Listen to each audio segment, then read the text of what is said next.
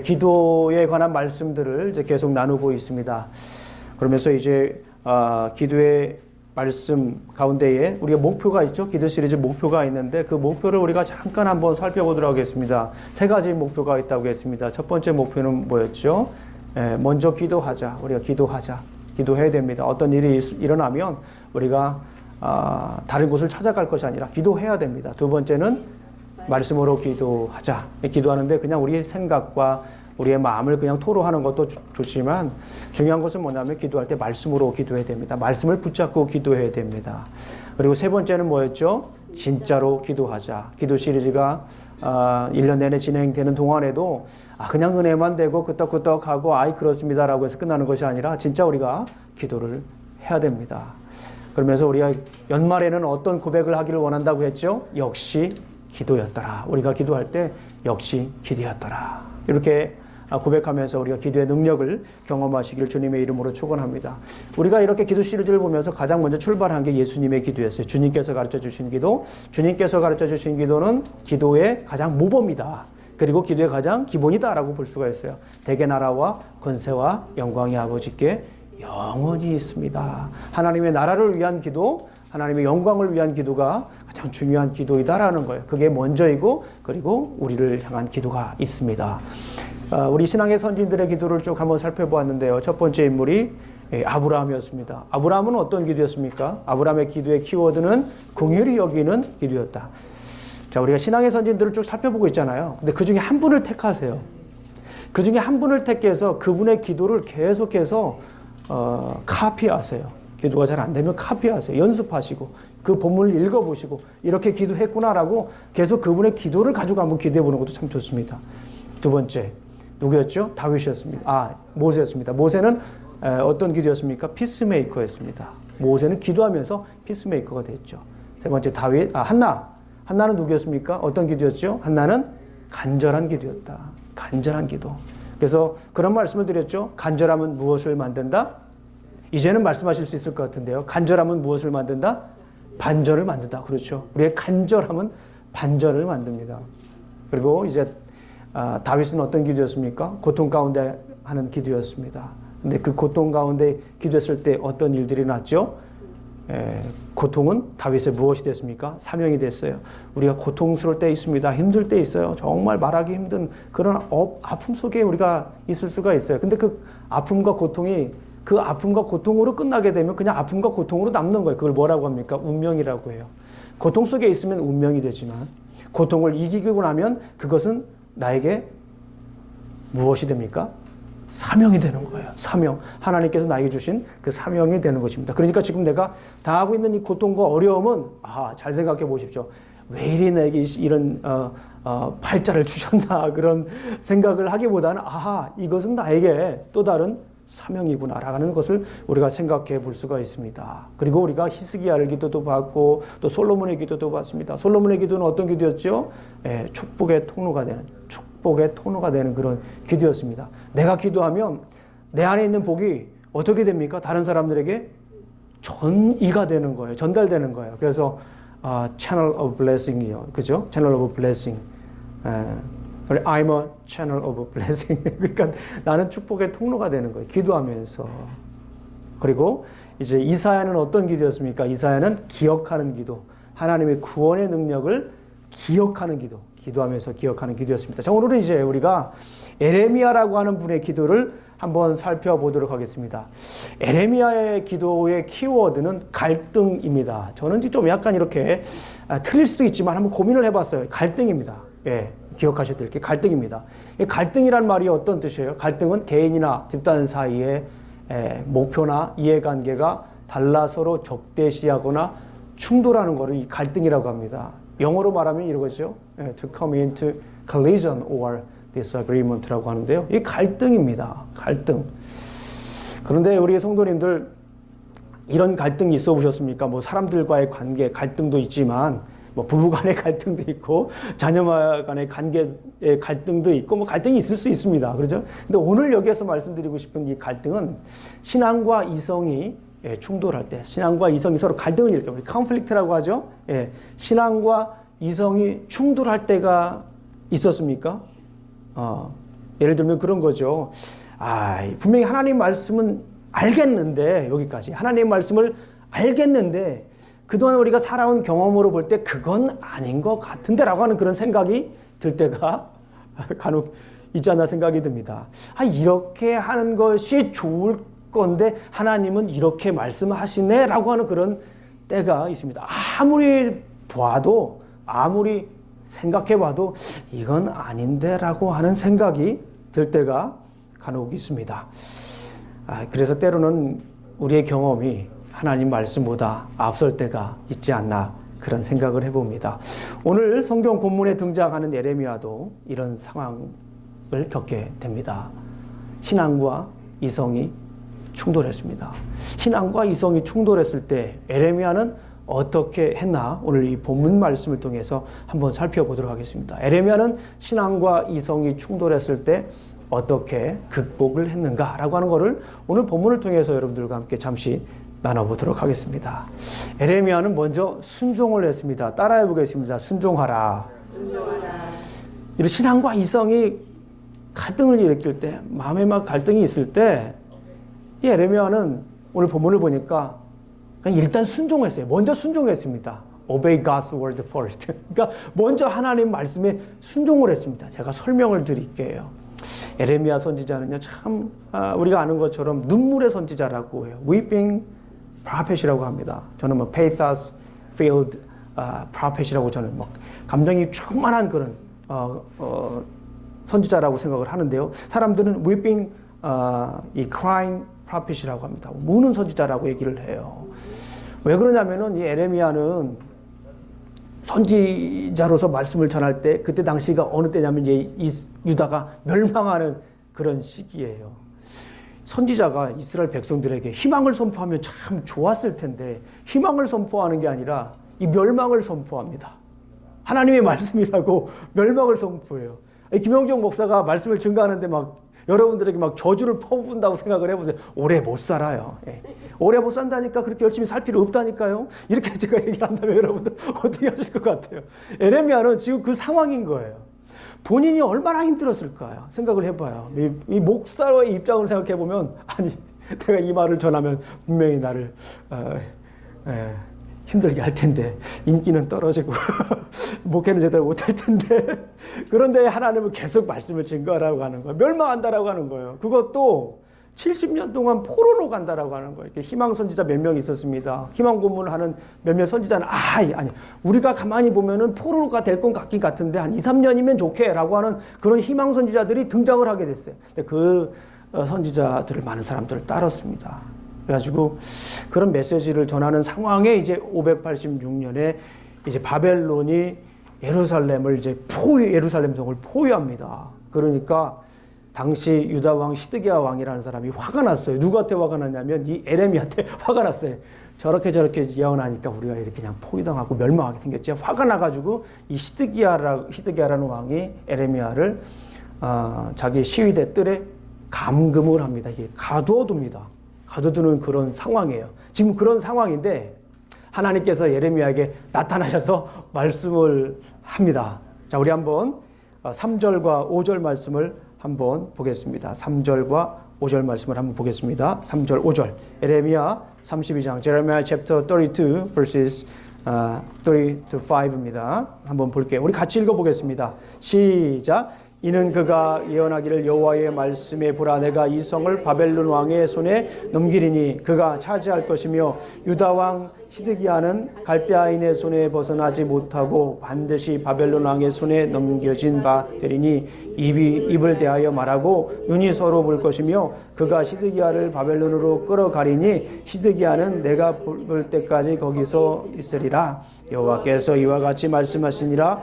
너희가 갈대인과 싸울지라도 승리하지 못하리라 하셨다 하였더니 유다 왕 시드기야가 이르되 내가 어찌하여 이같이 예언하느냐 하고 그를 가두었음이었더라. 가둬버린 거예요. 아우 정말 이런 사람 옆에 있으면 힘들어요. 그죠? 그런데 하나님의 말씀이니까 가두라고 이제 말씀을 전해서 가두게 됩니다. 그런데 이때에 하나님께서 여기에서 그치는 것이 아니라 예레미야에게 또 이런 말씀을 전합니다.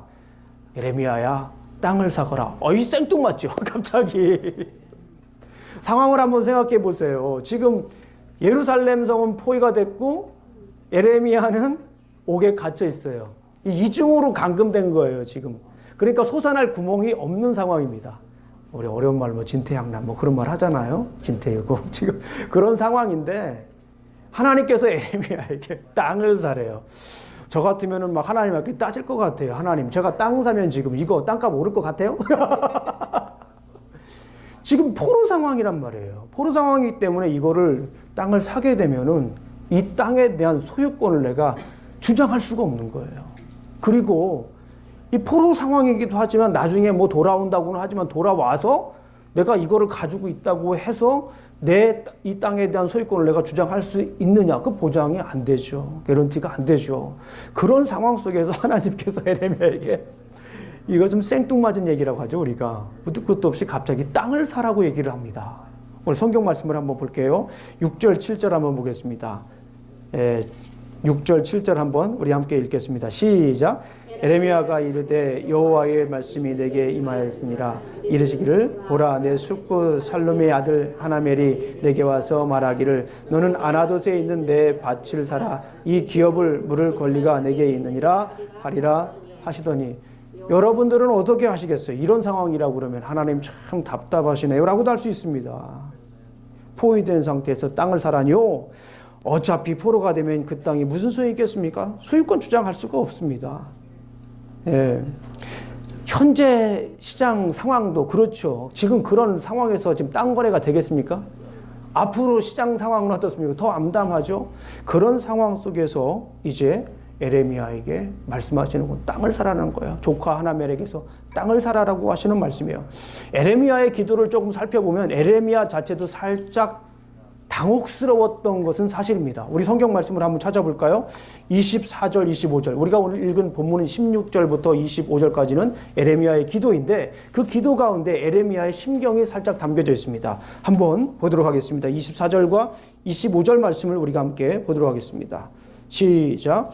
보옵소서, 이 성을 빼앗으려고 만든 참호가 이 성에 이르렀고 칼과 기근과 전염병으로 말미암아 이 성이 이를 치는 갈대아인의 손에 넘긴 바 되었으니 주의 말씀대로 되었음을 주께서 보시나이다. 주 여호와여, 주께서 내게 은으로 밭을 사 증인을 세우라 하셨으나 이 성은 갈대아인의 손에 넘긴 바 되었나이다. 하나님 보세요.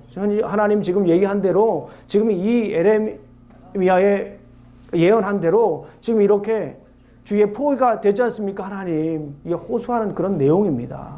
왜 하나님 그런 말씀을 주시고 왜 이렇게 이스라엘 백성 우리를 이렇게 하십니까? 라는 그런 당혹스러운 그런 상황도 읽을 수는 있습니다. 그런데 중요한 것은 뭐냐면 에레미야는 순종을 했다라고 하는 거예요.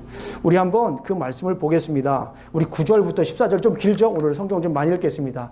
여러분들이 사실 에레미야 잘 읽지 않잖아요. 에레미야를 읽으면 무슨 내용인지도 잘 우리가 모를 때가 많이 있어요. 에레미야인지 이사야인지 아모스서인지 에스겔서인지 우리가 분간이 안 됩니다. 그래서 오늘은 성경을 좀 읽겠습니다. 우리 9절, 10절, 12절, 13절, 14절까지 우리 한번 천천히 한번 읽어보겠습니다. 에레미야가 어떻게 순종했는지 포커스는 obedience, 순종한 겁니다. 한번 읽어보겠습니다. 시작. 내 숙부의 아들 하나멜의 아나돗에 있는 밭을 사는데 은 실세계를 달아주되 증서를 써서 봉인하고 증인을 세우고 은을 저울에 달아주고 법과 규례대로 봉인하고 봉인하지 아니한 매매 증서를 내가 가지고 나의 숙부의 아들 하나멜과 매매 증서의 인친 증인 앞과 시위대에 뜰 앉아 있는 유다 모든 사람 앞에서 그 매매 증서를 마세야 손자 네리야의 아들 바룩에게 붙이며 그의 앞에서 바룩에게 명령하여 이르되 만군의 여호와 이스라엘 하나님께서 이와 같이 말씀하시기를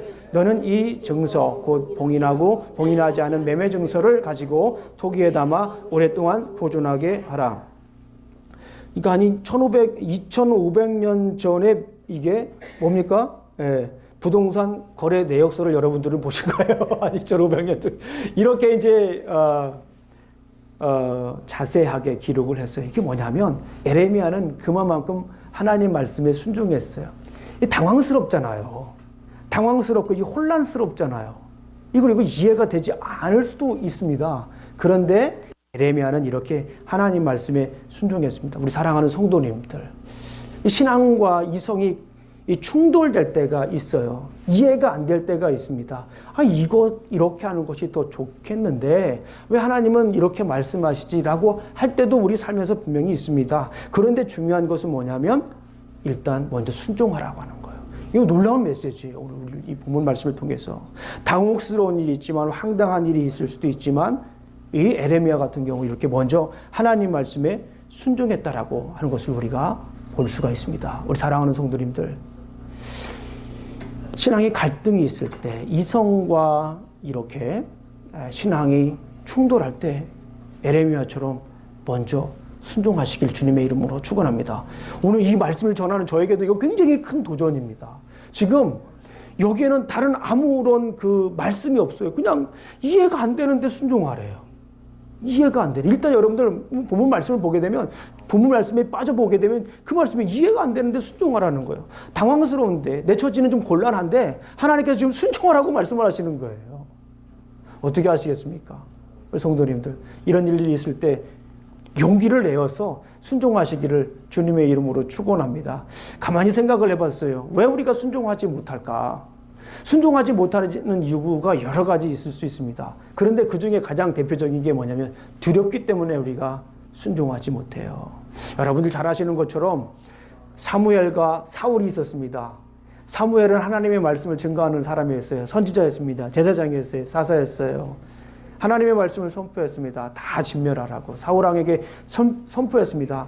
전쟁에서 가지고 있는 거 뭐 좋은 거 가져오지 말고 다 진멸하라고 했습니다. 그런데 이 사울이 하나님의 말씀, 이 사무엘의 메시지를 듣습니까? 듣지 않습니까? 듣지 않는 거예요. 그러니까 사무엘이 사울에게 한 유명한 말씀 있지 않습니까? 그게 뭐였죠? 순종이 제사보다 낫다라고 하는 거예요. 듣는 것이 수양의 기름보다 훨씬 낫다라고 하는 거예요. 이런 말씀을 해요. 그러니까 그때야 비로소 사울이 회개의 눈물을 흘립니다. 그리고 오면서 얘기하는 메시지의 주요 내용은 그런 거예요.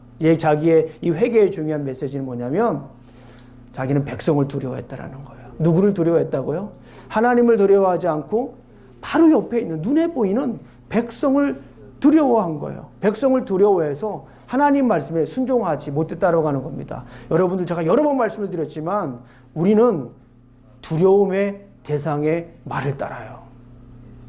내가 두려워하는 대상의 말을 따릅니다. 그게 누구인지 여러분들 생각해 보시면 알 수 있어요. 지금 제가 구체적으로 설명을 드리지 않아도 내가 두려워하는 대상의 말을 따르는 게 사람입니다. 중요한 건 뭐냐면 하나님의 말씀에 순종하면, 하나님을 두려워하면 우리가 하나님의 말씀을 순종할 수가 있어요. 그런데 우리가 순종하지 못하는 이유는 하나님 말씀보다 다른 것들에 더 두려움을 느끼기 때문에 그래요. 하나님의 말씀은 우리가 보이지 않잖아요. 그런데 주변에 있는 사람들, 주변에 있는 환경들 막 눈에 막 보이잖아요. 잡을 것 같잖아요. 그러니까 두려움이 생기는 겁니다. 우리 사랑하는 성도님들, 하나님 말씀에 먼저 순종하시기를, 하나님을 두려움으로 하나님 말씀에 먼저 순종하시기를 주님의 이름으로 축원합니다. 자, 그리고 이 에레미야는 먼저 순종을 한 다음에 오늘 본문 말씀을 보니까 기도를 해요. 여기서 저는 좀 놀랐어요. 보통 우리가 기도를 하고 순종하잖아요. 예를 들면 그렇잖아요.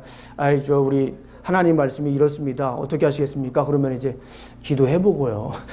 그런 얘기를 많이 하잖아요. 그 말은 뭐예요? 진짜 기도하겠다라고 하는 말도 되지만 사실은 이렇게 우리 신앙인들이 볼 때는 이렇게 모나지 않은 거절로 생각할 수 있단 말이에요. 기도해보고 씁니다라고 하는 말은 그런 거예요. 그럴 수도 있다라는 거예요. 근데 오늘 본문 말씀을 보니까 정말 중요한 게 있어요. 기도를 먼저 하고 순종을 한 게 아니라 오늘 본문 말씀에 그대로 따라가 보니까 순종을 먼저 하고 기도를 했다라고 하는 거예요. 근데 이 에레미야가 한 기도의 내용을 가만히 살펴보게 되면 그가 먼저 순종하지 않을 수밖에 없었던 그 이유를 우리는 거기에서 알 수가 있다라고 하는 것입니다. 에레미야의 기도를 한번 우리가 잠깐 살펴보겠습니다. 순서도 중요하고 내용도 중요합니다. 에레미야 기도의 핵심은 뭐냐면 두 가지로 볼 수가 있는데 첫 번째는 뭐냐면 창조자 하나님을 고백을 합니다. 우리 16절부터 19절까지 한번 읽어보겠습니다. 에레미야 32장 16절부터 19절까지 제레미야 chapter 32 verses 16 to 19입니다. 우리 함께 천천히 한번 읽어보겠습니다. 이 에레미야의 기도인데 이 에레미야의 기도의 핵심은 창조자 하나님을 고백하는 모습을 우리가 볼 수가 있어요. 한번 읽어보겠습니다. 시작. 내가 매매 증서를 네리야의 아들 바룩에게 넘겨준 뒤에 여호와께 기도하여 이르되 슬프도소이다. 주 여호와여, 주께서 큰 능력과 표심 발로 천지를 지으셨사오니 주께에게는 할 수 없는 일이 없으시니이다. 주는 은혜를 만민에게 베푸시며 아버지의 죄악을 그 후손의 품에 갚으시오니 크고 능력 있으신 하나님이시요 이름은 만군의 여호와이니이다. 주는 책략에 크시며 하시는 일에 능하시며 인류의 모든 길을 주목하시며 주의 길과 그의 행위의 열매대로 보응하시니이다. 아멘. 지금 우리 상황을 한번 생각해 보세요. 에레미야의 상황, 일단 포위됐어요. 다른 나라가 전쟁을 일으켜서 예루살렘을 포위했습니다. 사실 우리가 포위되지 않아 본 사람들은 이거를 실감나게 알지 못할 것 같아요. 성경 말씀해 보니까 나라가 그냥 멸망할 그 시기에 있기 때문에, 포위됐기 때문에 그런 상황이지만 정말 이거는 큰 희망이 없는 그런 상황입니다. 그리고 아까도 말씀드렸지만은 에레미야 자체가 이방 나라의 왕이 침공했을 뿐만 아니라 자기네 나라 왕은 자기를 감옥에 넣었어요. 그러니까 얼마나 힘드냐고요. 절체절명의 순간. 희망이라고는 하나도 없을 그런 상황. 우리가 소위 말하는 이 바닥에 있는 그런. 더 이상 어디 갈 데도 없는, 뭐 하나 붙잡을 수도 없는 그런 상황인데, 에레미야가 먼저 순종할 수 있었던 이유는 뭐냐면 그런 상황이었음에도 불구하고, 하늘이 노라는 그런 상황이었음에도 불구하고 이 갈등이 막 내적 갈등이 있고 마음은 막 혼란스럽고 막 그럴 때에도 주위를 둘러보면서 창조자 하나님을 봤다라고 하는 거예요. 이게 놀라운 거예요. 얼마나 멋있습니까? 여러분들 그럴 때 있어요. 우리가 살다 보면 막 혼란스러울 때가 있어요. 그리고 어떤 때는 막 심지어 짜증스러울 때가 있고, 심지어 어떤 때는 막 내 인생을 그냥 포기하고 싶을 때가 있어요. 옆에 만나는 사람 모두가 막 다 그냥 적으로 느껴질 때가 있어요. 그래서 60억대 인류 살아가는 인생이 될 수도 있단 말이에요. 심지어 부모님들까지도 막 보기 싫은 그런 상황이 있을 수도 있단 말이죠. 그럴 때 우리가 어떻게 해야 됩니까? 그럴 때 한번 주위를 둘러보십시오. 그냥 그럴 때 주위를 둘러보는 거예요. 둘러보면서 주위에 보이는 것으로부터 소리를 들으십시오. 어떤 소리입니까? 누가 이것을 창조했는가? 누가 이것을 만들었고, 누가 이 나무를 만들었고, 누가 이 하늘을 만들었고, 누가 이 꽃을 만들었고, 누가 이 집을 만들었고, 누가 나를 만들었고, 누가 만들었는가를 한번 생각해 보십시오. 창조자 하나님, 창조자 하나님께서 이 모든 것을 만들었다고 생각을 하면 우리의 삶이 달라집니다. 여러분 잘 아시는 것처럼 욥이라고 하는 사람이 있어요. 제가 막 길게 설명하지 않아도 욥하면 딱 떠오르시잖아요. 고통 많이 받은 사람. 어느 정도 고통을 받았냐면은 재산 일단 다 없어졌어요. 일단 이 재산이 하루아침에 없어집니다. 우리 인생도 마찬가지 아니겠습니까? 하루아침에 재산이 다 없어져요. 그것도 괜찮아. 그런데 자녀들까지도 다 데려가시는 거. 이건 정말 잔인한 하나님이라고 우리가 얘기할 수도 있는 거예요. 진짜 그렇잖아요. 모든 것이 다 없어지는 거예요. 모든 것이 다 없어져요. 심지어 아내까지도 자기를 저주하라고 그러잖아요. 하나님을 저주하고 죽으라고 그러잖아요. 얼마나 불쌍한 인생입니까? 얼마나 동방의 의인이었던 사람이고, 그렇게 부자였던 사람이, 그렇게 하나님으로부터 사랑받았던 사람이, 그럼에도 불구하고 하나님의 사랑은 끊이지 않았지만 우리가 겉으로 볼 때는 얼마나 힘든 상황을 살았냐는 거예요. 그러면 자기 생활을 저주하고, 여러분들 혹시 자기가 입고 있는 이 옷을 저주해 본 적 있어요? 자기 색인을 저주해 본 적 있습니까? 욥은 그런 삶을 살았어요. 그런데 그런 욥을 하나님께서 가만 놔두지 않고, 욥기서 38장을 보게 되면 하나님이 나타나셔서 욥아, 주위를 한번 둘러보거라. 저 도랑은 누가 만들고, 저 짐승은 누가 만들었고, 저 나무는 누가 만드는지 도대체 보거라. 이 하나님의 말씀이에요. 욥이 그때 달라집니다. 창조자 하나님을 보고 욥이 달라지면서 욥기서 42장, 제가 여러 번 말씀드리죠. 42장 5절을 보게 되면 내가 옛날에는 하나님을 들었기만 했지, 이제는 내가 하나님을 본다라고 표현을 합니다. 내가 이제는 하나님에 대해서 들은 거예요. 하나님이 이런 분입니다. 이런 분이셨구나. 그냥 머리에서 그냥 맴도는 거예요. 그냥 막 맴돌았는데 그 고통을 겪고 나니까 내가 이제 하나님을 보았다. 그래서 제가 이 C라고 하는 SEE라고 하는 영어 단어의 원을 제가 한번 찾아봤어요. 너무나 궁금해가지고 옥스퍼드 잉글리시 딕셔너리 16번째 캐러고리에 보게 되면 오랜 기다림의 결과 얻게 되는 확실한 지식이란 말이 이렇게 데피니션 돼 있어요. 정의가 돼 있어요. 저는 그런 생각을 해봤습니다. 이 옥스퍼드 딕셔너리가 욥기서를 가지고 정의를 내렸나 하는 생각이 들 정도로 그럴 가능성은 매우 큽니다. 근데 중요한 건 뭐냐면 한번 둘러보십시오. 예. 둘러보시란 말이에요. 창조자 하나님을 둘러보시라는 거예요. 누가 만들었나 한번 둘러보라는 거예요. 그래서 우리 가끔 여행도 가셔야 돼요. 여행 가셔가지고 그냥 산에 가가지고 야호 이건 뭐 그냥 쏟아내는 거예요. 쏟아내고 거기서 그냥 이렇게 둘러보시는 거예요. 예. 둘러보시란 말이에요.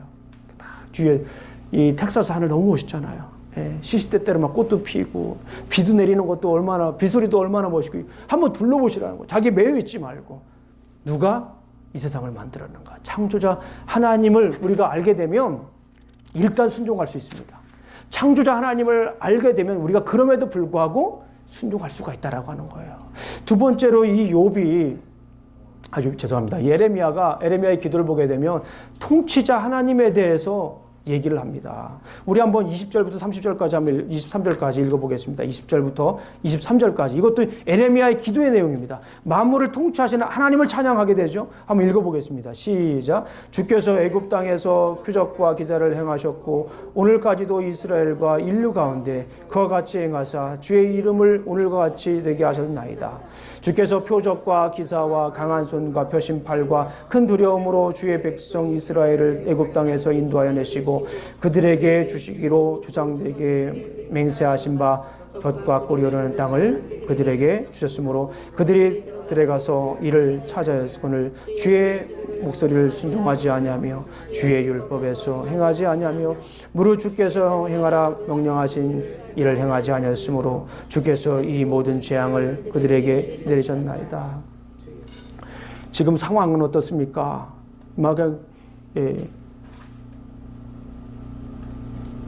강력한 무기로 장착한 이 바벨론 왕이 지금 포위를 하고 있어요.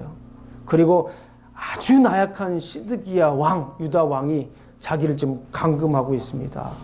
그런 가운데에서도 여기서 정말 중요한 게 뭐냐면 만물을 통치하시는 하나님이라고 하는 건 뭡니까?